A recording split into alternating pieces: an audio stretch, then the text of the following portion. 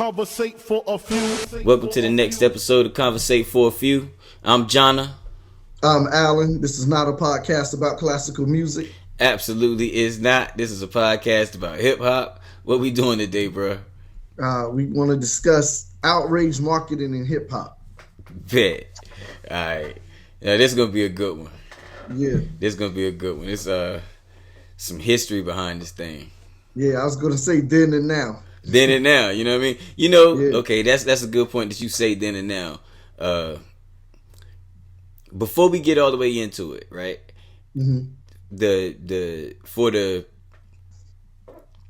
let's say Few Tang Clan, the avid listeners, you've been hearing us say for the last two episodes that we was gonna do the first Kanye episode, then we was gonna do the second one with hip hop mom Keisha Madigal, and then we was gonna do the third one, which should be this episode with Black Jeruz, videographer and producer. You know what I mean? And Few Tang Clan member and family member of both of ours, right? So we had some technical difficulties with the video part. So if you watched the last episode, you realize that even on YouTube it was audio only. We're going to get that corrected by next week, and then we're going to continue that series with Jeruz, and then we'll get back to regular scheduled programs. So we're all going to make sure that the Kanye series is done, and then we had that conversation with Jeruz because we was looking forward to it. So we don't want y'all to think we just, but Yeah. I figured that was a PSA. Yeah, that needed to be said. I thought so. All right, so where we starting with this thing, man? So how far do you want to go back? Do you want to pull up something in the past or just start with something in the present? So let's maybe everybody ain't even familiar with what outrage marketing is. Okay. So let's kind of I'll explain to you what I think it is, maybe, and you can explain to me if maybe you had a different view of what it is. All right.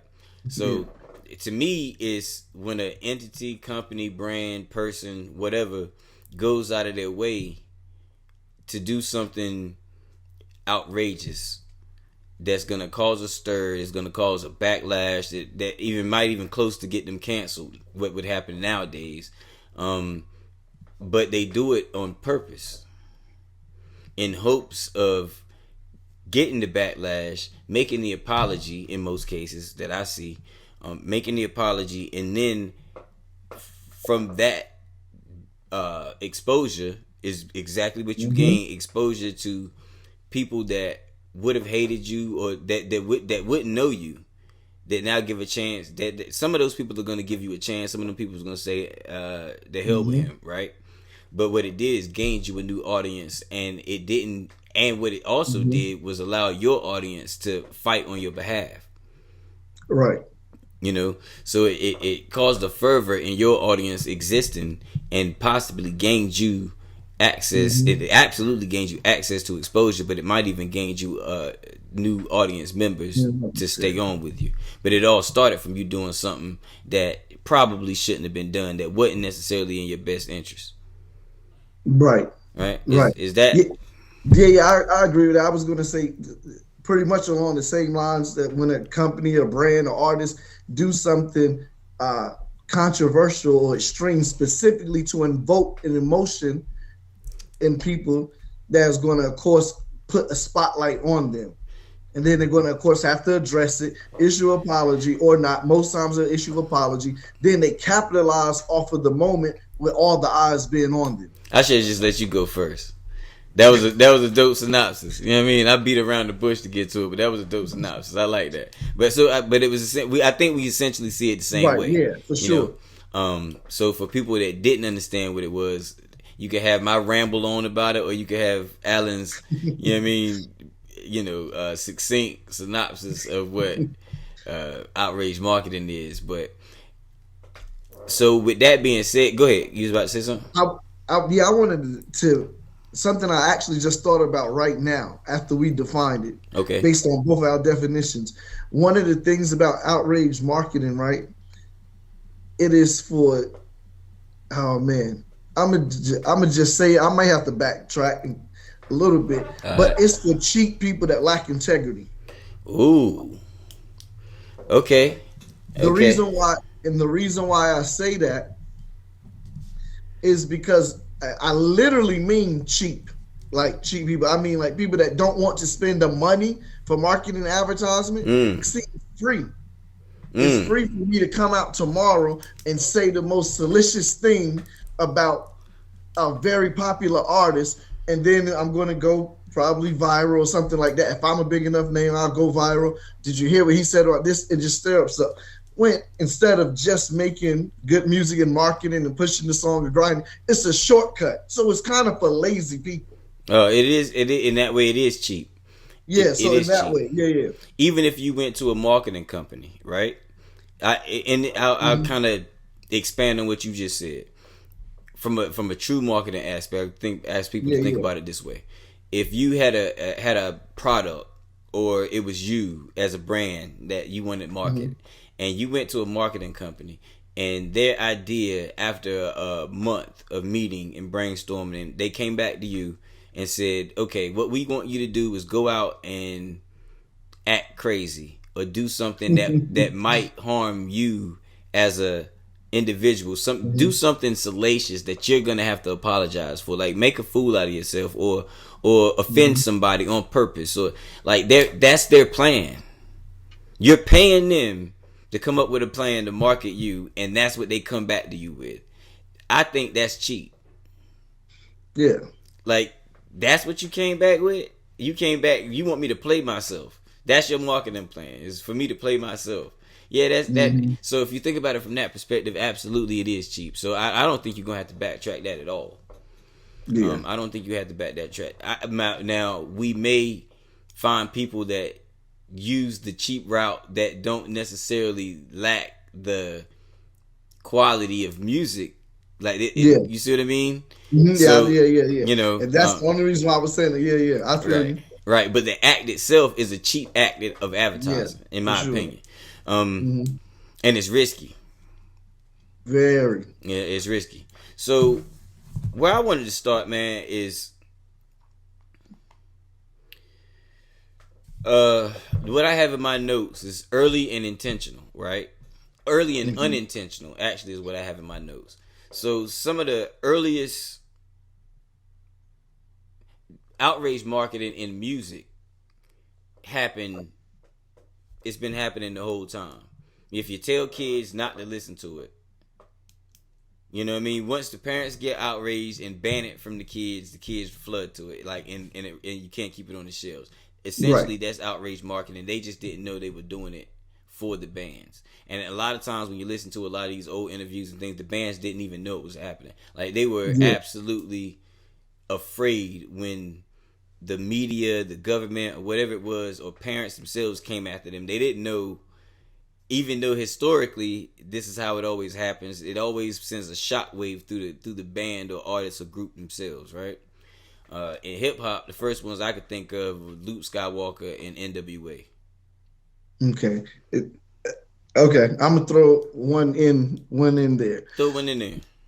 Intelligent hoodlum, who Tragedy Gaddafi, formerly known at that time as Intelligent Hoodlum, would kidnap the president because the government literally came to see him about that song. Okay, now see, that's funny, and that was definitely unintentional. Right. Now I don't know how much it worked in his favor because I don't know how many people know it and how. You see what I'm saying? If it helped his popularity at all. Right. You know. Right. Now, in the case of Luke Skywalker and NWA,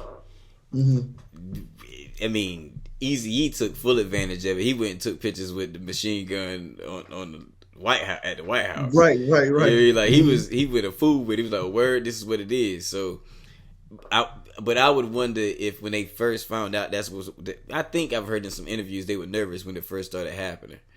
But then they saw the result and were like, "Oh shit, this is what it is. We gonna stay fuck the police, period." You know what I mean? Now Luke Skywalker, on the other hand, had a Supreme Court case battle on his hands. You know, so it did work in his favor because people ran to the music based on the, you know what I mean, the exposure it got. With the government coming after him, but his essentially his musical life was in the balance. Yeah. The musical life of the rest of us was in the balance. Because if that court case didn't go right, we don't just get to put a sticker on the album and say what we want. True. That's important. And that is the risk with outrage marketing, whether intentional or unintentional. You may get what you're looking for, but when you get what you're looking for, it may not be what you wanted. Right. Because, I mean, we know for a fact he was looking for attention by doing the type of music they were doing. Absolutely. He wasn't looking to fight no case in Supreme Court. Absolutely. That wasn't part of the plan. Absolutely was not. You know what's funny? Something else I have down here is in those cases specifically, I think what we saw was America's overreaction to getting to see a specific or nuanced facet of black culture on display. You know what I mean? It was an overreaction in both cases. But that's really all they were looking at. Like, Luke wasn't doing anything that black people don't do especially where they were from. He didn't, you see what I'm saying? He didn't make up something salacious to put in front of us. He showed us a culture that already existed. Yeah, for sure. You know what I mean? Like, NWA didn't make up the police that harass people. They didn't make up drugs in the neighborhood. They just shined the light on it with the music that they made. Right. But what America drew a larger audience to it. Exactly. They drew a larger shut out. They drew a larger audience. Well, they showed a lot of people that didn't know it existed, because people on the East Coast didn't necessarily understand what was happening over there, or even what it looked like over there. Right. Yeah. Right. You know. So it exposed us. It exposed the culture. All of that stuff was for the culture. Especially at that time. You see what I'm saying? But they were doing it for us, for themselves even. You know? But once America got a hold to it, they overreacted to black culture being exposed, the different facets of black culture being exposed to them or their kids. Yeah. You know? Which in turn marketed it to their kids. Once they got appalled, they were like, little Johnny was like, word, if mama don't like it, I got to have it. Yeah. You know what I mean? Just like rock back in the day. Just, I mean to my early rock. Before, like, during segregation rock. You know what I mean? They was running to it because they wasn't supposed to have it. Just like punk rock, they was running to it because they wasn't supposed to have it. Yeah. You know, that's funny. And this what I'm about to bring up is not necessarily, it's a byproduct of outrage marketing. Okay. But because it's stemming from the NWA thing. But I remember borrowing an album from my friend, and my parents didn't want it in the house, but it was MC Ren album called Kiss My Black Ass. Yes, sir. Like the title of that. Like, you know what I mean? Right. I mean, you gotta think about it. We are from the era we had to sneak records into the crib. Yeah. You know what I mean? I can at least for a certain period. Oh yeah, for a period of time. Yeah, we had to. There were certain records. Hip hop got to a point where it got to, like, far more adult than we were at the time. Yeah. But we were the listeners of it. So we had to sneak it past the gatekeepers. That's all it was to it. And the fact that we had to sneak it past, whether we didn't even know if we liked it or not, but once we found out we had to sneak it past, we had to get our hands on it to figure out whether we liked it or not. Right. You know what I mean? I gotta know what's on that tape. Yeah. So, you know, we always as kids fall victim to it. So, I mean, it's gonna be in the music. Regardless, if anybody is pushing the envelope in the music, then somebody's gonna be like, "Yo, my kids shouldn't be listening to this, and my kids shouldn't be listening to it." Kids, period, shouldn't be listening to it. And the moment you ban it, the moment everybody's gonna run to it. Right. So essentially, overreaction in hip hop, at least, overreaction to black culture, I feel like might have been the birth of outrage marketing. Yeah. I'd agree with that. You know what I mean? For sure. At least in hip hop, not necessarily in. If you trace it all the way back, at least in hip hop, it might have been the birth of Outrage Marketing. Yeah. So I can't really think of too many things that would be considered outrage marketing. But those things catapulted. Those two specifically are two of the things that I think helped catapult hip hop into a space where Middle America was seeing it on a daily basis. Right? Once we got to that point, I'd say some years later, if you fast forward, we started getting MCs that were taking more risks on purpose. Yes. You know what I mean? Like not necessarily giving you black culture on display. You know what I mean? Like Luke was definitely giving you black culture whether you like it or not. That's what it was going on in his area. You know what I mean? NWA undoubtedly was. Now there's some other artists you could say weren't necessarily giving you black culture. They was just giving you songs that would get your fucking attention. Right. And that's what I was going to say. Oh man, because I think the line can get blurred if we don't make a distinction between outrage marketing and gimmick songs. Now, let's not say gimmick song. Okay, let's let me add a caveat. Gimmick period. I would say a gimmick period. Gimmick songs and novelty songs. Okay, yeah. Because you can have a novelty song that's not necessarily a gimmick. It's just a novelty. You know what I mean? Agreed. Okay. Yeah. But I didn't mean to cut your point. I didn't mean to cut your point. But yeah. But no. But that was what I want to say. Like just making a distinction between that, because it could be both. It could be outrage marketing and a gimmick song attached with outrage marketing, or it could be a gimmick or a novelty song, but no outrage marketing. All right, let's start with, because the way we just broke that down put something to mind, right? One of the songs that jumps to mind, one of the first ones that jumps to mind is Hump. Nah. Oh, okay. All right. I was rocking that like it was normal. Me too. Yeah, I didn't think anybody really. I didn't know you was gonna say that would be a novelty song. Oh, not a gimmick.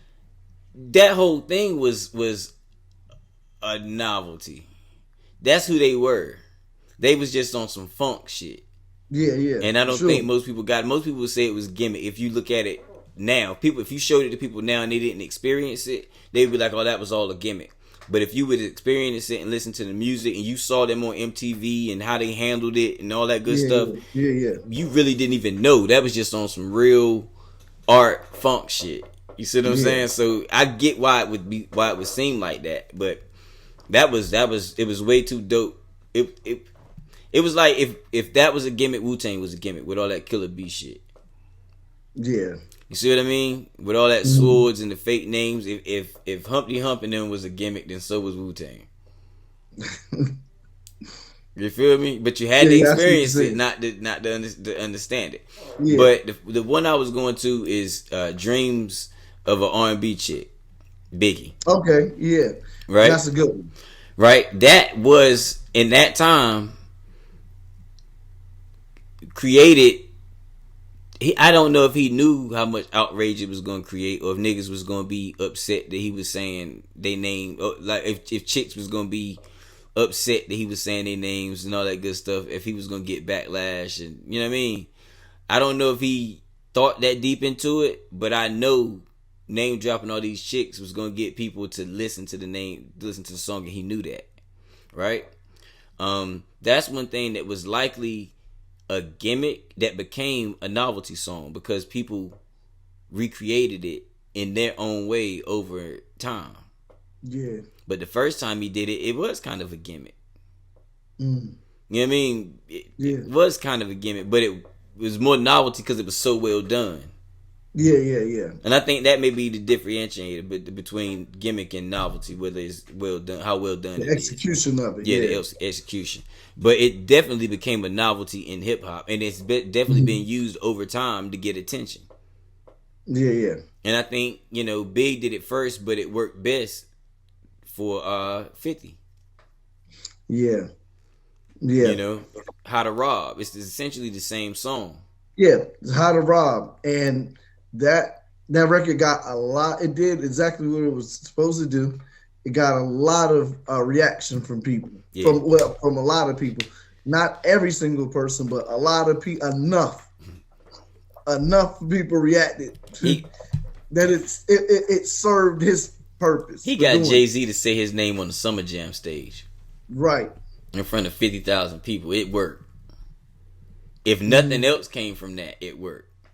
But what it did is it got his name in a whole lot of people's mouth. That was the first real outrage marketing, I might say, in hip hop. Like, that was true outrage marketing. How to Rob. Yeah, because he was saying something absolutely outrageous. And this is something you don't say. It was so blatant. Like, you listen to it, you can tell I'm trying to get a response. Yeah. I'm seeking attention with this record. It's so clear. I'm glad that those are the words we seeking attention with the record. Period. Yeah. But it worked. Yeah. It worked. Like, it did what it was supposed, and it was well done. Now, you know what's funny? That wow. You said Big may have been what Dreams of Effing the R&B Chick, right? Might have been the first one. Mm-hmm. On Big skits on his second album, he has the Mad Rapper. Yeah. The Mad Rapper is on How to Rob on 50. Yeah. See, so 50, he did the knowledge and he took a page. Yeah, well, yeah, he took a page, but I think more than him taking the page, I think D-Dot quarterbacked it. Okay. D-Dot is the producer. I would say D-Dot was like, "Hey, bro, you should probably do this," and he was like, "Yeah, let's go." Yeah. And to make it not so serious, I'll do the hook. Mm-hmm. You see what I'm saying? This ain't serious. Yeah. You know what I mean? So he let the Mad Rapper do the hook. Mm-hmm. So it's a joke, but I'm saying it's the niggas that don't play like this. And I know y'all don't play like this. And I know y'all don't play like this. And y'all know I know. So it's complete disrespect to y'all to take it like that. That's exactly what it is. Yeah. Outrage marketing. And he didn't care at all. He did not care. Yeah, he could have been killed behind that. You see what? But say this is about. This speaks to the point we was making earlier about how you may get the attention, but you may not want what what comes with it. Yeah, there's a certain level of risk with outrage marketing. There's a certain level of risk that you got to be willing to accept if you're going to take that route. Period. So with 50 comes. Because I guess what we doing is leading up to what became outrage marketing in hip hop, right? And 50, that was the first lower level example of it. I don't know how. I think Pop, maybe not first. I think Pop might have been the first. That whole lying about Big. I'm going through the notes. I had Pop down. Yeah, that might have been the first one because we know that wasn't true. Right. And if we know it wasn't true, then it's likely that he knew that shit wasn't true too. Yeah. I'm giving him the benefit of the doubt. It's likely he knew it wasn't true. We knew the damn well he knew that shit wasn't true. So he went full fledged. That was outrage marketing. Like going, but you see the risk? Mm-hmm. Now, is the risk worth the benefit? Nah. He would have been a legend alive. He would have been a legend. Imagine Tupac at 50. A legend. All them times he got shot and all that shit he went through and all he would have done after that. Like, yeah. So there's no unquestionably if them two niggas had lived, it wasn't worth it. And Big didn't even want it. Right. Yeah. So that's And the magazines did it too. That was outrage marketing early. Yeah.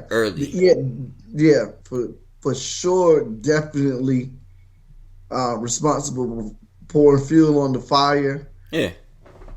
There may be that, to be honest, the articles that was written around it, because it wasn't heavy internet use then, but that was the first clickbait we seen, especially in hip hop. Yeah, you know what I mean. Like that was on the level of National Enquirer. They was putting stuff on the covers like them Death Row covers and the East versus West and right, the East versus West. Yeah, like them joints. You had to know what was on the inside of the magazines. You know, you had to. So yeah, the magazines played just as big a part. Mm-hmm. You know, because they definitely fed into it. They didn't know what was real and what was dangerous and what wasn't. They didn't care. Right. You know. Right. Now I'm saying this now, but this is for later. I have one in the talk because you mentioned about quality music, right? Yeah.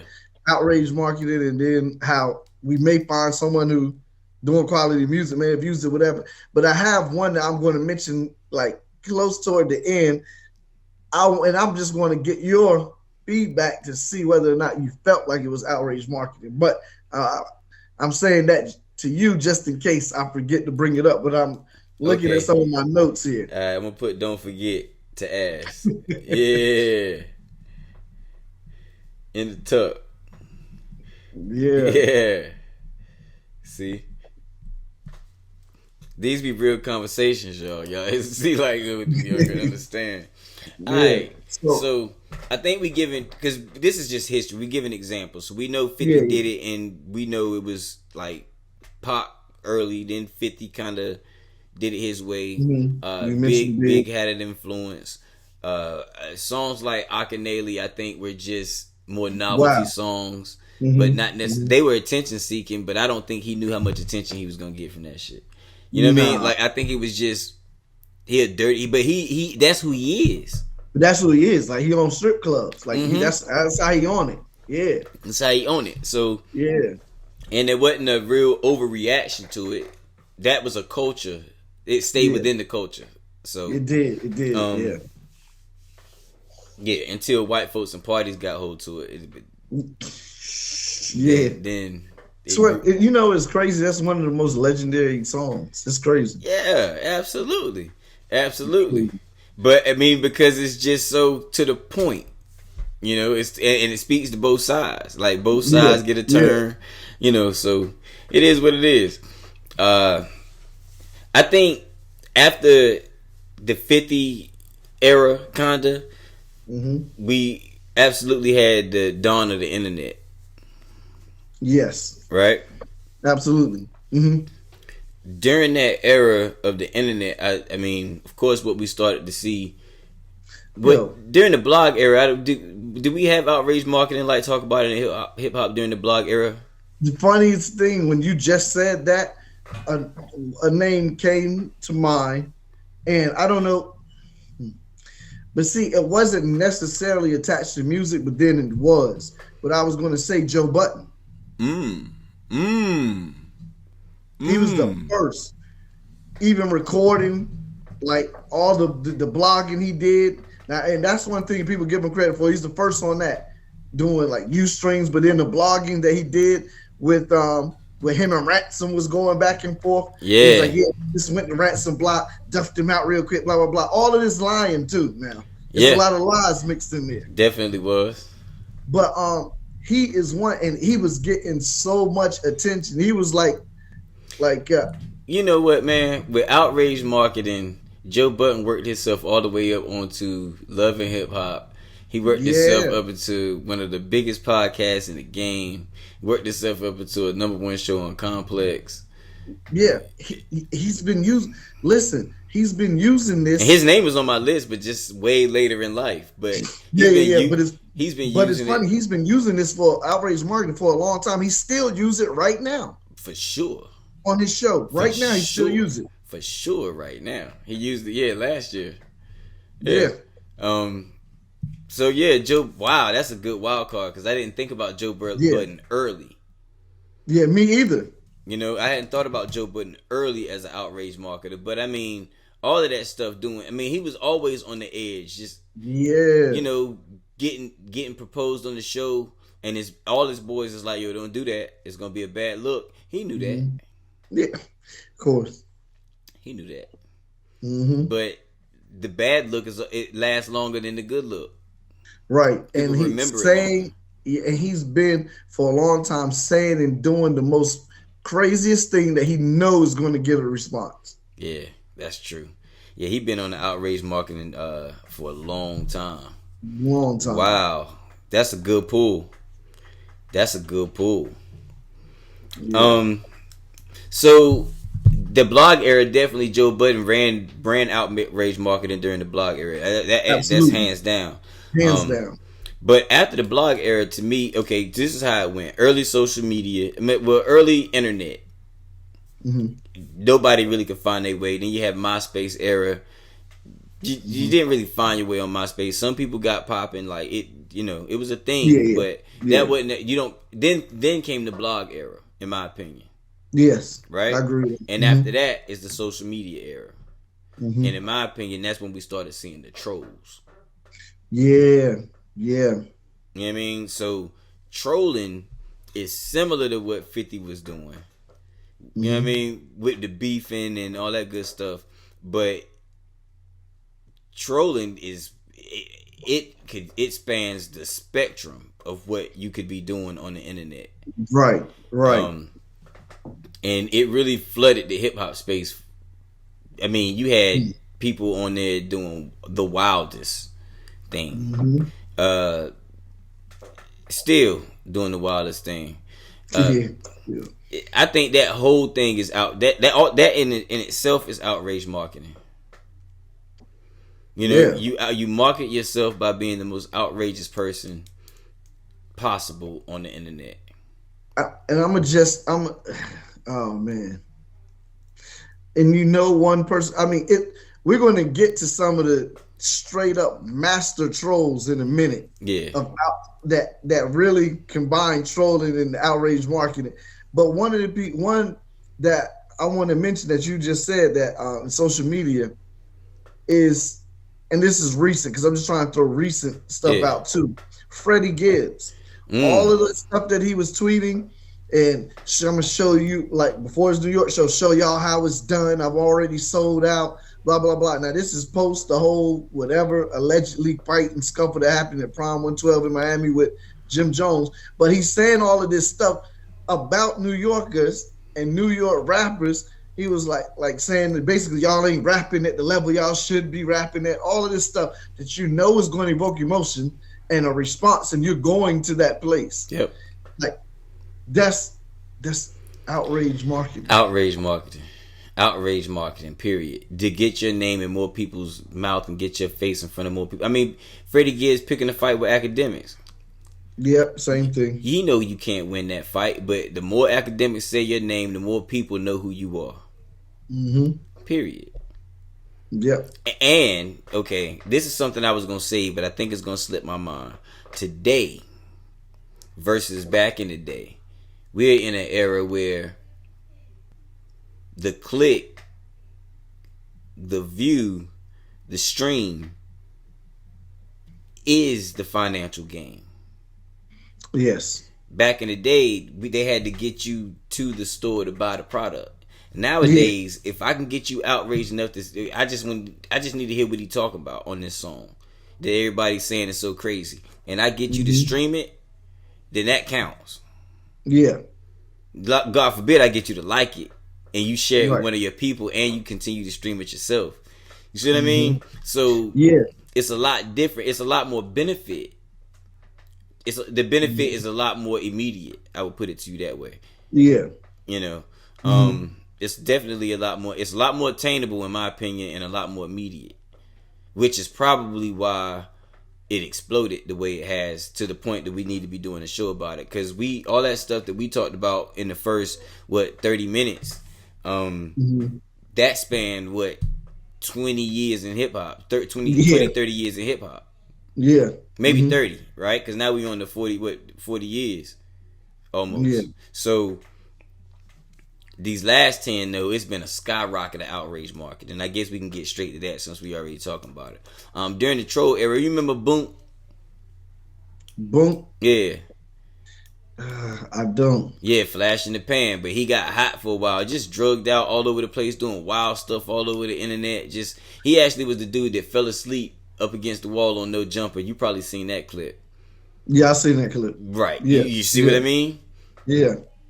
That's so funny. I didn't know. Yeah, exactly. He done cleaned his life up. He was on drugs real bad. Now he done went through the whole outrage marketing troll era to the point where he ran himself in the ground. Now he clean again and got his life together. You know what I mean? So we see what it can do to people. Right. But outrage marketing. Let's just go ahead and talk about Kanye because he a whole category.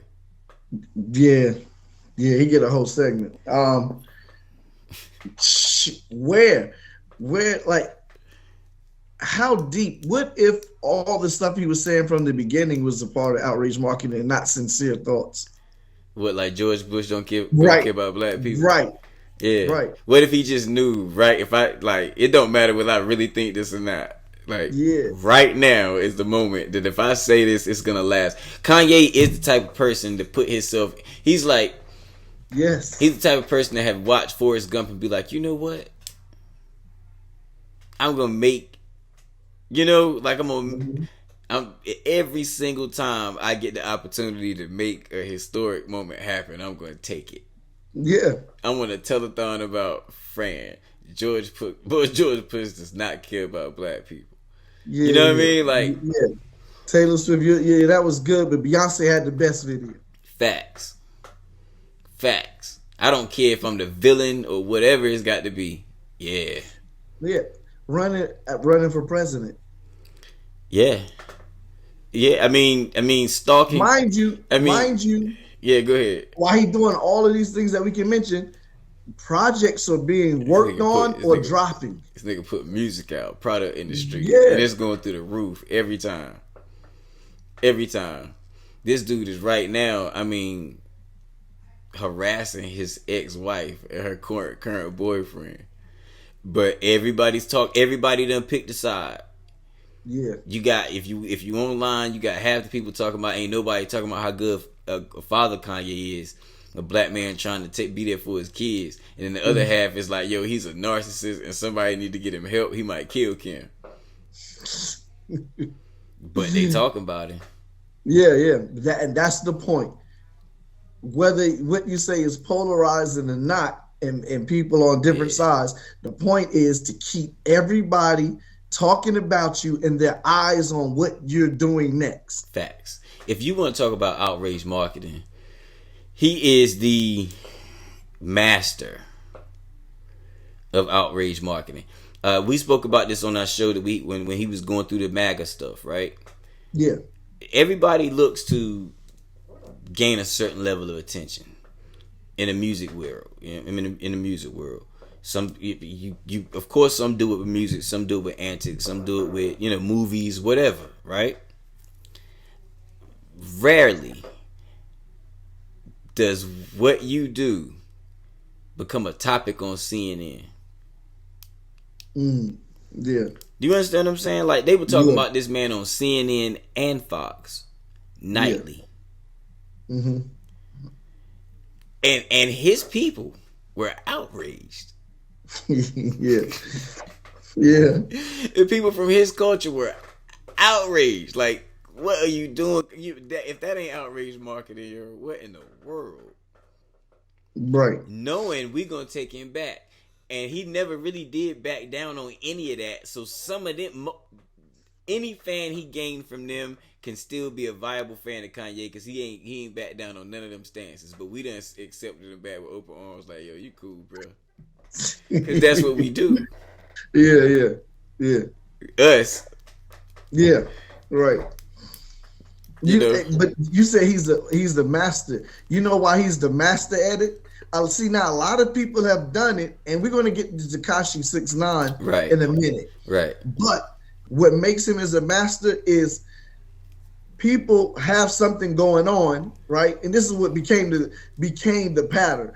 Somebody got a new project coming out, about to drop. so they say or do something crazy to get the attention on them. Right. And then, hey, here's my new product. Right. But then after that, that's it.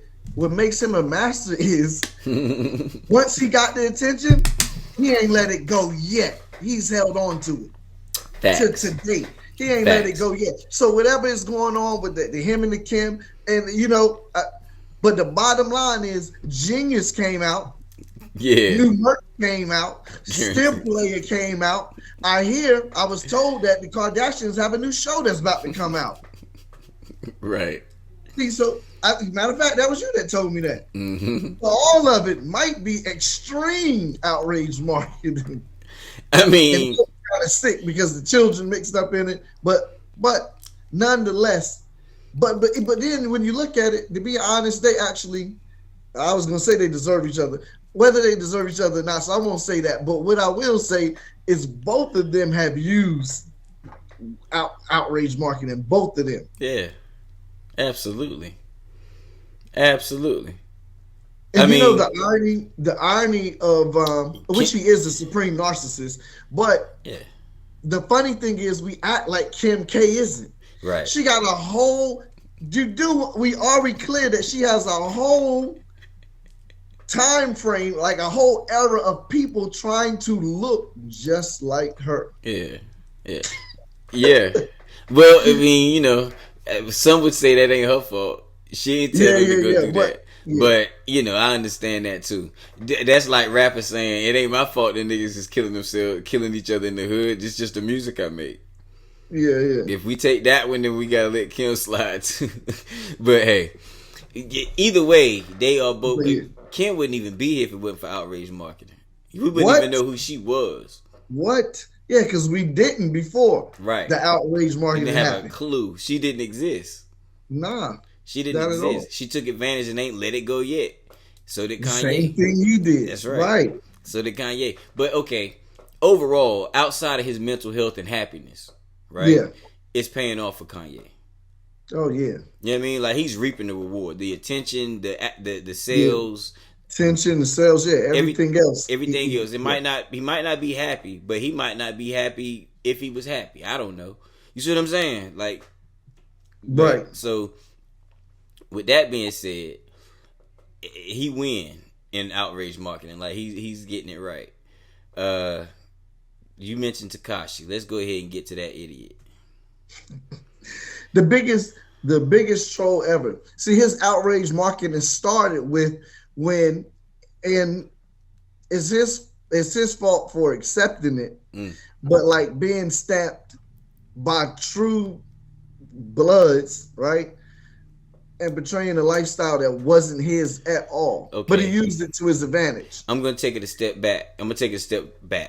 Okay, go ahead. Because I was going to get into what he started doing as a troll. Go ahead. I think his outrage marketing started when he decided to put 12 packs of Kool-Aid in his head and into hip hop.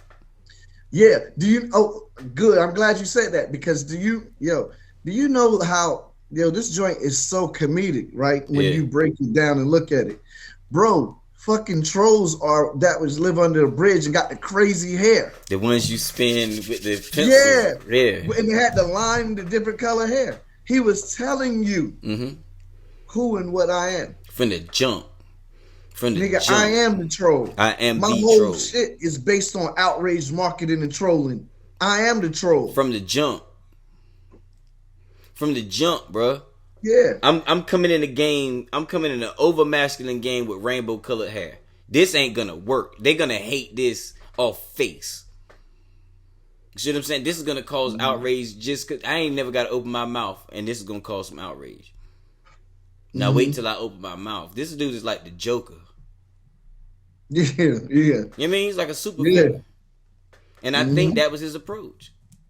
Yep.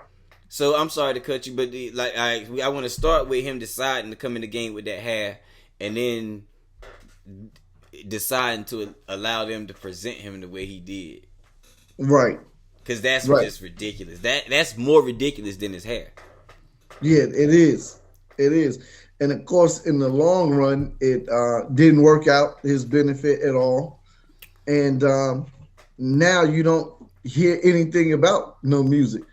even though some people talking about he got an album done. But bottom line is, when the last time you heard or seen any music or performance from 6ix9ine? He went from being the number one. He went from top 10 to not mention it all to your bodyguard Uchiwali versus Better Than Yours. You know what I mean? That's what happened to him. Yep. But which is why this don't pay off in the it's not there's I gotta choose my words carefully. There's not longevity in outrage marketing if you already don't have some type of quality, if you don't have quality product to go behind it and talent. That's right. That's right. If you don't have quality, if you're not a quality artist, then outrage marketing is only going to get you attention. Right, and that's the difference between everyone else that's doing it in Ye. Right, but you think about it the way you mentioned it with 6ix9ine, with the amount of attention he was getting, you can have number one records because the clicks matter. Nobody had to go to the store and buy that shit. Right. You see what I'm saying? All they had to do was give it attention. The attention equals dollars in today's times, in today's market. You know. True. So and on top of that, once they see that you can generate that amount of attention, now you can sell tickets. To your circus. Yeah. You know, so that's really what it was. But the flip side of that, the other side of that coin is you sometimes when you use outrage marketing, you dig yourself into a hole that you can't get out of. Right. And that's where he is now. Well, yeah, because he got out of prison. He didn't, you know what I mean? That hole wasn't deep enough. But all that attention and not having talent eventually was going to bear its teeth. Yeah. You know what I mean? Like, it wasn't necessarily the snitching that did him in. But if you can't make good songs after coming out snitching, then what are we doing here? So that is one of those examples where outrage marketing gets you exactly what you asked for, just the attention. It's up to you to capitalize on it. Right. You know, that and he didn't. And you know, he was in court talking about he's broke now. That happened this week. He filed, I heard that. Yeah, so I mean, he's probably saying he broke so he ain't got to pay restitution. Of course, yeah. So he ain't broke, but he about to be. Broke. Yeah, because he's not getting because what else is he getting money from? I know how much you make per stream. Number one, right? And you're not streaming anymore. Hell no. And you're not doing shows like that anywhere. Right. And you're not putting out no music. You don't have no music for sale. Exactly. So, like you're not really doing anything unless he's doing some other side, you know, I don't know, businesses. Maybe he got a strand of weed or, you know what I mean, stuff like that. But, right. But I mean, even with that, you got to be popular to get that shit off, bro. That's true. So, you know what I mean? Yeah. There you go. But you good now? Yeah. Okay. So one thing I got down here I wanted to make sure I didn't forget, right? Is when did things kind of outside of Kanye, right? Because I think Kanye is the largest example, and I may have just answered my own question in my head, but when did things you think transition from attention seeking inside the culture to attention seeking and trolling inside the culture to outrage marketing, you know what I mean, to the culture outside, to the public at large? Yeah. I would say we're in 2022. I would say within the last 5 to 7 years. Yeah. And I'm trying to think of an event, like something that. The most recent one I could think of that I have written down is the baby at Rolling Loud. Okay. You know what I mean? Like, that was, he clearly opened himself up to the LGBTQ audience by doing that. You know what I mean? And in making his apology, he built an alliance with them, and now it was sponsoring his Rolling Loud tour, his own rolling. You know what I mean? His own series of concerts along with them. So that was outrage marketing used at its best because he doubled down and held his ground, so everybody that rocked with him could be like, yeah, you see what I'm saying? And then when he made his apology, he did it in such a way that didn't really get it. It didn't get pressed with. It got pressed with the culture that it was supposed to get pressed with. Yeah. You know what I mean? Like, some media talked about it inside hip hop. Like Joe Budden talked about it. We discussed it a little bit amongst ourselves, I think. But it didn't get the publicity that the statement he made got. You see what I'm saying? Like the statement he made and the fact that he was doubling down got a lot more attention than the fact that he then went and apologized and made the alliance, which he should have done, but he should have never made the statement. Right. You know what I mean? We did have that conversation on the show. Yeah. Yeah, we sure did. But that was absolutely outrage marketing used at its best, in my opinion. I have one that is definitely to me. You can tell me what you think about it. Yeah. But WAP, when WAP dropped, the song itself. Yeah. Cardi B and Megan Thee Stallion. Okay. And there was a lot of outrage from a lot of different. It was polarizing. Yeah. Which is another branch of outrage marketing. It was polarizing. I'll take that. And it had a lot of people talking about it. A lot of support was on one side. A lot of people giving critiques on another side. But do you think before they put that song and video out, do you think they didn't know the controversy that it was going to invoke in the emotions and stir up? Yes. Of course. This is a beautiful example of outrage marketing. Of course, exactly what it is. Exactly what it is. There's one that I thought about. Lil Nas X video did same thing. That's true. Montero, I think it's called. Yep, same thing. His stage performances. Now, those are one of those things that I think that's what he want to do, but it's still outrage marketing. Yeah. Because he know he taking that shit way further than ever been taken before. Bruh, the scene in the video had two dudes in jail kissing. Of course it did. Shit, he had dudes on the stage kissing, like live show, right? So, right. I mean, but he know it's in hip hop that's gonna be outrageous, right? You see what I mean? Right. But I can see him saying, "I'm trying to make it so it's not."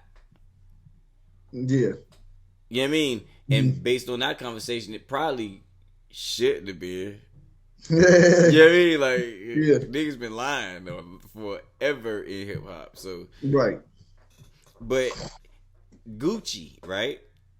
When they had that racist ass sweater, you remember that with the blackface sweater? You know what I mean? With the blackface, the blackface sweater. That wasn't something that was of the culture, but it affected.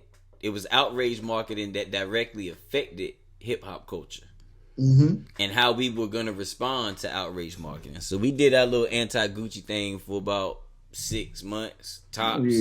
Yeah. And that went completely out the window, as it always does. But that was outrage marketing. And I guarantee you that niggas wear more Gucci now than they wore before that happened. Absolutely. You know what I mean? Yeah. I'm certain niggas is wearing more Gucci now than they were before that happened. So I would say that worked on us. Yeah, for sure it did. You know, Joe Budden making a mistake and saying he was bi on his show. See what I'm saying? Yeah, outrage. Yeah, and it's funny. He said he didn't say it on purpose. And the funny thing, I was listening to that episode, and when he said that, I was like, "Oh, they gonna tie him up." I was like, and they didn't clean it up. They didn't do nothing. I said, and the fact that nobody stopped it and nobody said pause and nobody cleaned it up, which that's how they get down. That's how they play. Right. They'll pause something or whatever, right? Yep. The fact that they didn't do it, they know exactly what the hell they was doing. Because if I heard it, then somebody else in that room heard that shit. Yeah. And when I heard it, I was like, oh boy, they're gonna cut that out of context. Guaranteed. They're gonna take that out of context. The next day it was all over Twitter. His next show, he said out his mouth that he didn't say it to make the ratings go up. Mm-hmm. But the fact that the ratings went up as high as they did, he said he's not taking it back. He doubling down. So yeah. We know that nigga said it on purpose. Right, exactly. Yeah. Now and then, fast forward shows after that, he was like, people still think bisexual, he's, and then he now he's saying he's not, and blah blah blah, and for the dummies that still believe that, right? It's another. He hoping. You know what that is? It's extending the conversation. Mm-hmm. That's all it is. But it's smart if that's what you're gonna do. If that's what you want to. If you're gonna use it, use it. I guess is what I'm saying. If you're gonna use outrage marketing, use it. Yeah, I have two for you, and I'm still holding on to one, but these two, they may not be as big. And to be honest, I don't remember. I remember it being talk, but I don't know how big. When Young Thug wore the dress on the album cover. Huge. You remember that? Huge. Yo, it's funny that in hip hop, a lot of the outrage marketing is based around masculinity or feminization. Mm-hmm. You see what I mean? Like in hip hop, at least, that's where it seems like that's where a lot of that's where it's being pulled from. Right. That's the source that's being used. Mm-hmm. You know what I mean? That's just interesting. Yeah, funny and sexualization.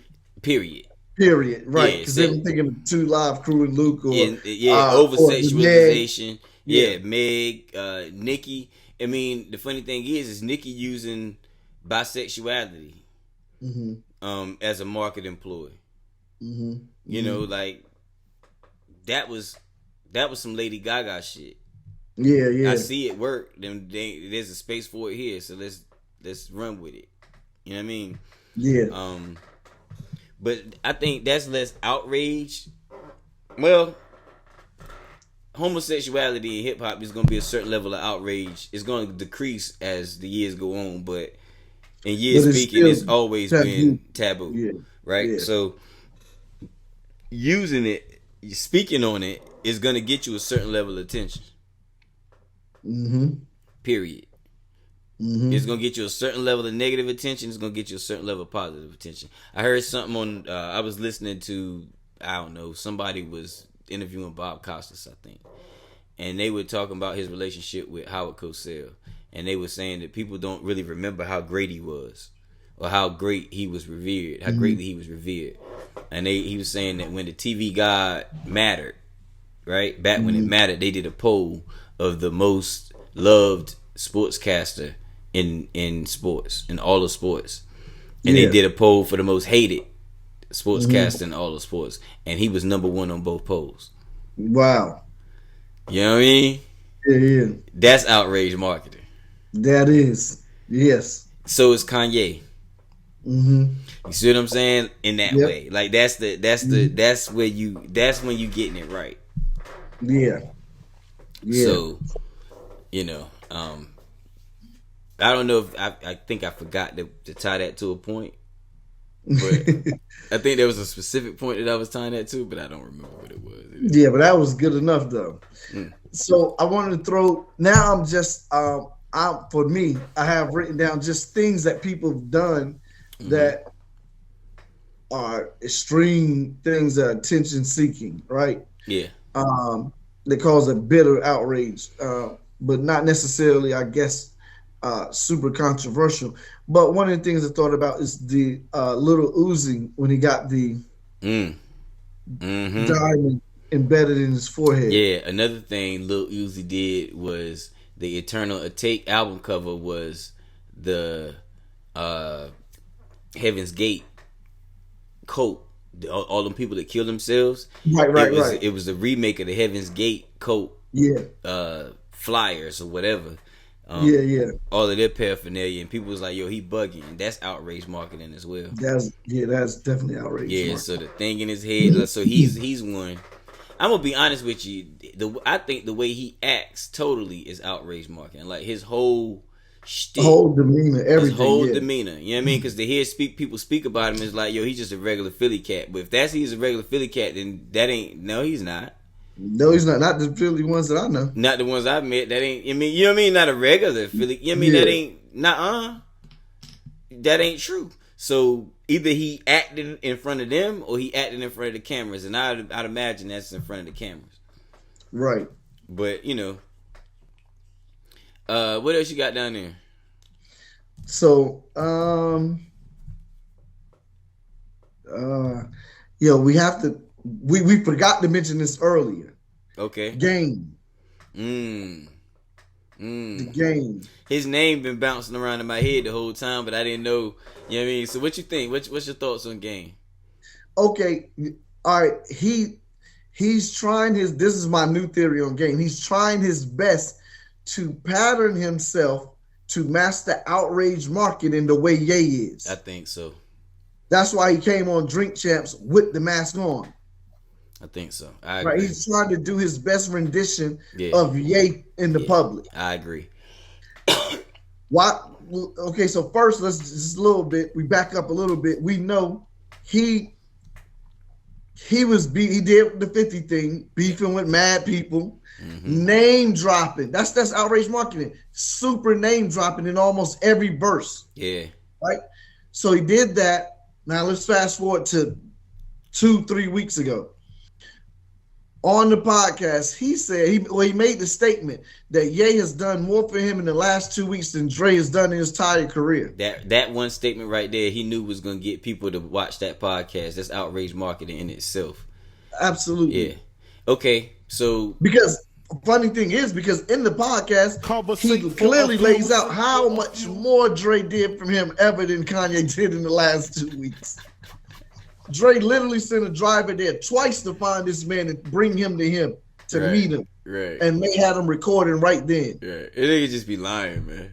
Lying. He be lying. It's funny. I was riding back from Atlanta. My cousin Faith was with me. And I was like, I'm gonna listen to this Drink Champs interview. And I was like, yo, this shit gonna be full of lies. And she was like, what? I was like, watch. And we was just sitting riding. I was like, yo, that's a lie. I was like, that nigga lying. I was like, yo, she was like, I could tell by the way he said that he was lying. He was like, yo, why he lie like that? I was like, yo, that's outrage marketing in itself. This boy is crazy, man. Yeah. But yeah, I mean, mind you, he's working on a project. He got a project coming. Of course he does. He ain't gonna get all this limelight and waste it. That's not what he gonna do. He ain't never done that. Right. Now, on the same token, I want to mention someone that's close to Ye. He has a hardcore, steady following. People love him. The GOATs love him. He gives you high quality work. He doesn't have, and I'm making this point to say you don't have to do that. Right. Push your team. I knew it was coming. Yeah. We waiting. Everyone waiting on his album. I get it. Outrage marketing. I get it. He maintained a certain creator level of integrity, self-respect, and he play the game how it's supposed to be played, which is through hard work, grinding, and giving the people quality product. Right.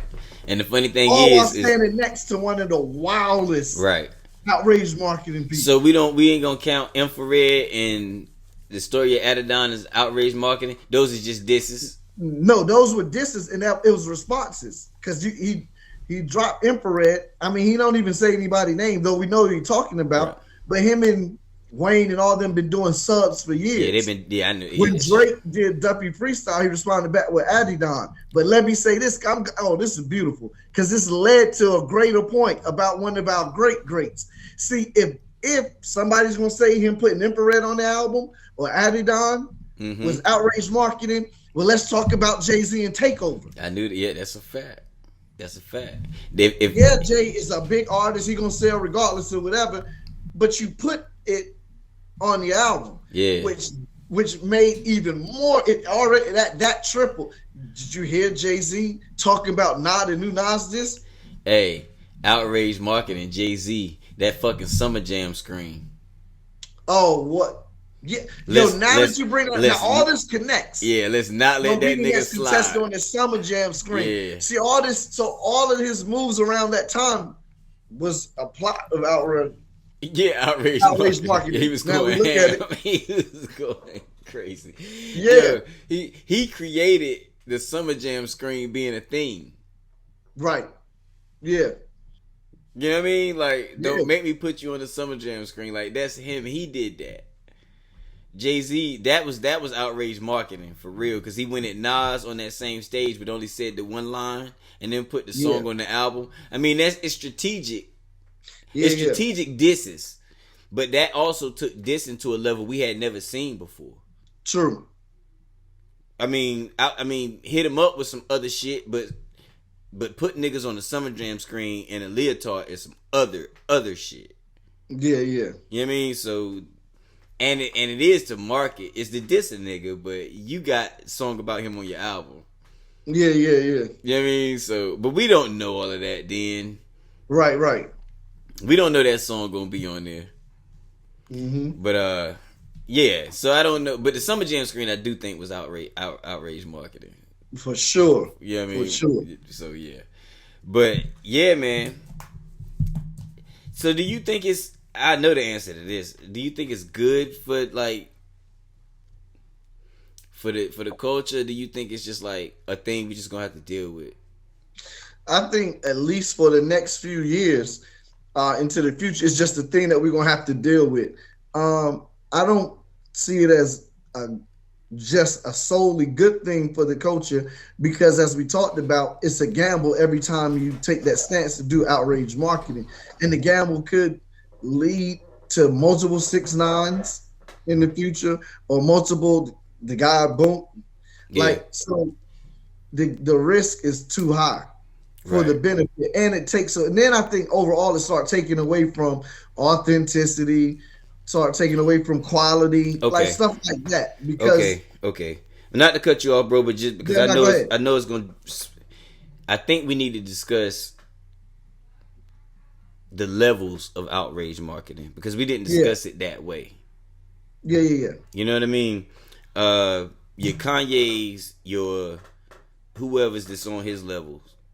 You know what I mean? That's one thing. And with the savvy that the baby is doing it, I think you could put him on in that Kanye realm with the savvy that he's using. But that lower level of outrage marketing, when niggas is doing that wild shit in their neighborhoods to get popping. Yeah. You see what I'm saying? Where like that chat back and forth online. You know what I mean? All that tough talking, but in order to go viral or in order to get hot, you maintain social media in this space. That's outrage marketing too. Yeah. They just outrage marketing to a.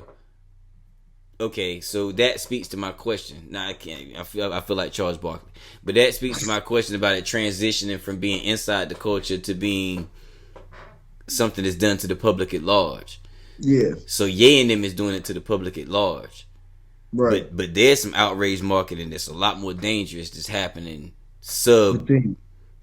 like within the culture. Right. And even in subcultures in the culture. Right. Yeah. Smoking on the whoever pack. All of that. Who I Smoke, that song is outrage marketing, bro. Yeah. You know what I mean? Like, all of that's outrage marketing. That's insane. Drill music itself, there's one of them dudes that you don't know if you seen the little meme of the dude that run up on people and be dodging back real far, like he just be running up on stream. Do you know he's a popular drill rapper now? Wow, I didn't know that. Didn't know that. Popular drill rapper now. And was in a beef with one of the little young ones that just got locked up for murder. Like, when he got arrested, he ain't went to trial yet, but that's who he was in a beef with. So I'm like, yo, this is nuts. But you went from a boom type character playing games online and be like, okay, that didn't get me enough popularity. This drill thing's working. It's super outrageous. Let me go do that. Yeah. Like, nah. So I mean,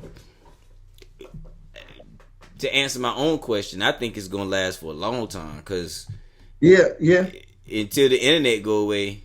That's what I was gonna say. Until social media and the internet stops becoming a viable way for people to get popular and get deals, we're gonna get this type of marketing. It's probably and that's what I was gonna say, because it's just another form of marketing now. It's probably gonna get worse. Probably remain. Yeah.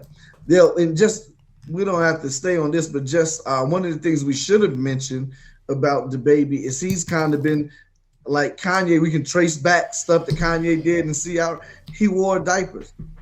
Yes. Yeah. Shot a nigga in Walmart. Yeah. Yeah. Put out the video of running of not running from that video shoot. He ain't have to put that video out. Right. You know what I mean?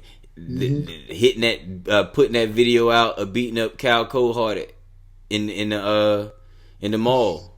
Yeah. All outrage marketing. Mm-hmm. Similar to what these young boys was really doing. Right. That's you know true. I mean? Very similar to what the low level, because it wasn't going outside the culture yet. He was outrage marketing inside the culture. Yes. And once he got to a certain level of fame, he used the same tactic on a larger scale. Yeah. Wow. Now, with you saying that, I bet you anybody that we can find that used that tactic, if we go back far enough in their career, they used it early. Early, yeah. It ain't something they just found late. Mm-hmm. You know what I mean? They was on it early. Anybody. Wow. That's gonna make me pay attention to artists a little bit different. Maybe, hopefully, it make the Few Tang pay attention a little bit different too. I mean, I hope this is one of those things that make y'all look at. You know what I mean? Look at hip hop not in a cynical way, but just in a more broad way. It's like, okay, what am I seeing? Yeah. You know what I mean? And why they doing it? What is this? You know, the girl Summer Walker. Mm-hmm. I think she is that the good? Is that's the one that sing about sex all the time? Nah, that's the one that sing about relationships being like she like the female. She like the female Future. Okay. She ain't singing about doing people bad. She like the modern day Mary J. Blige. Yeah. Like it's heartbreak music. Yeah. Straight up. You know what I mean? And young girls love her. But she can't even really sing her own songs on stage. Like, you see what I mean? Mm-hmm. She going through it. She done shaved all her hair. She got like one of the, you know what I mean? She online. But it's getting attention. Yeah.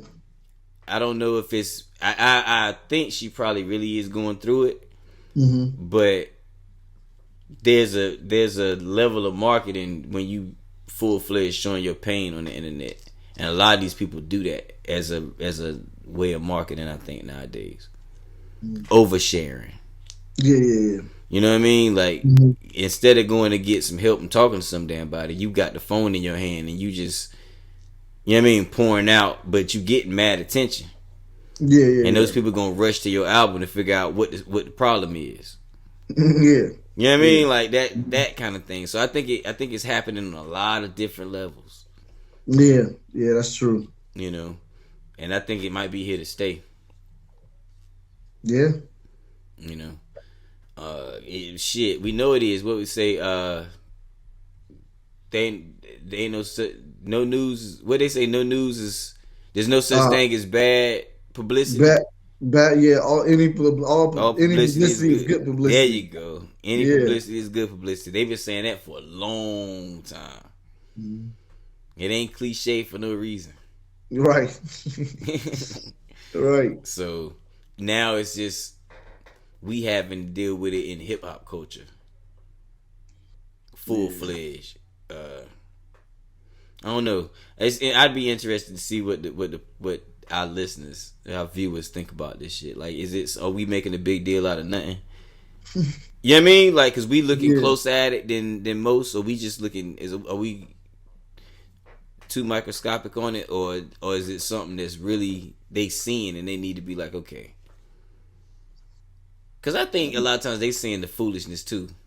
They like, yo, it gotta be, because to me it's just so out front. It's just so clear. Yeah, it's like, why are we seeing so many people be so stupid nowadays? Mm-hmm.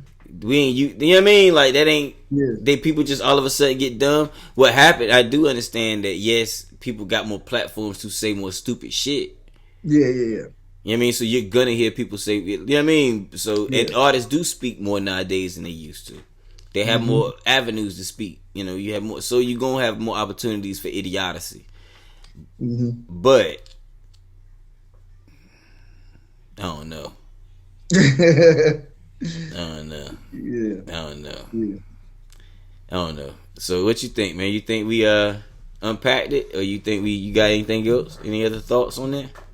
No, I think we covered everything that I wanted to say in the little few things I had in my notes. I think we covered it. Okay. Yeah, I think I got all mine out too. And then, oh, you didn't. You did ask the one you had in the tuck, right? Right, that was the Jay-Z. That was the Jay-Z. Okay, dope. Yeah. All right. Well, shit.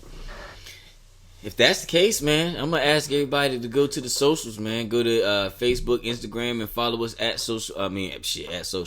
Conversate for a Few. And if you're on Facebook, go to Conversate for a Few Extended Podcast Convo and follow us there. That's where you have most of our conversations at. Pretty good ones too. Make sure you go to the YouTube, Conversate for a Few, search us on there, and subscribe to the YouTube channel and hit the notification bell. That way you know when we post a new episode every week. You'll be the first to know. Subscribe on Apple Podcasts, Google Podcasts, Spotify, Stitcher, all that good stuff. Anywhere you can get a podcast, subscribe on your favorite listening platform. Stay tuned for the limited edition Few Tang Clan merch. It's coming. Yeah, it's coming. All right, yo. But with that being said, yo, I'm Jonna. I'm Alan. This is not a podcast about classical music. Absolutely was not. This is a podcast about hip hop. Make room for the tag. Conversate for a few.